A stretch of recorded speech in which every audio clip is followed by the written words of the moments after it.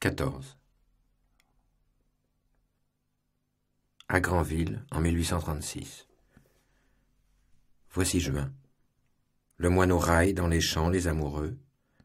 Le rossignol de muraille chante dans son nid pierreux. Les herbes et les branchages, pleins de soupirs et d'abois, font de charmants rabâchages dans la profondeur des bois. La grive et la tourterelle prolongent dans les nids sourds la ravissante querelle des baisers et des amours.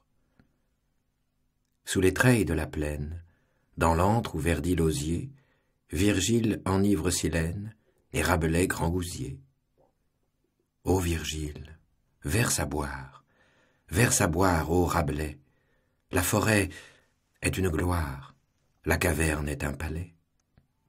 Il n'est pas de lac ni d'île qui ne nous prenne au gluau, qui n'improvise une idylle ou qui ne chante un duo. Car l'amour chasse au bocage, et l'amour pêche au ruisseau, car les belles sont les cages dont nos cœurs sont les oiseaux. De la source sa cuvette, la fleur, faisant son miroir, dit « bonjour » à la fauvette, et dit au hibou « bonsoir ». Le toit espère la gerbe, peint d'abord et chaume après. La croupe du bœuf dans l'herbe semble un mont dans les forêts. L'étang rit à la macreuse, le pré rit au loriot, pendant que l'ornière creuse gronde le lourd chariot. L'or fleurit en giroflée, l'ancien zéphyr fabuleux souffle avec sa joue enflée au fond des nuages bleus. Jersey, sur l'onde docile, se drape d'un beau ciel pur et prend des airs de Sicile dans un grand haillon d'azur. Partout l'églogue est écrite, même en la froide Albion, l'air est plein de Théocrite, le vent sait par cœur Bion, et redit mélancolique la chanson que fredonna Moscus, grillon bucolique de la cheminée Etna. L'hiver tousse, vieux phthisique, et s'en va, la brume fond, les vagues font la musique des vers que les arbres font.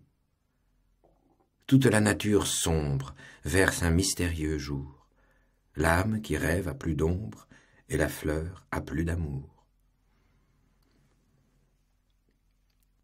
L'herbe éclate en pâquerettes, les parfums qu'on croit muets comptent les peines secrètes des liserons au bleuet. Les petites ailes blanches sur les eaux et les sillons s'abattent en avalanche. Il neige des papillons. Et sur la mer, qui reflète l'aube au sourire d'émail, la bruyère violette met au vieux mont un camail, afin qu'il puisse, à l'abîme qu'il contient et qu'il bénit, dire sa messe sublime sous sa mitre de granit. Granville, juin 1836.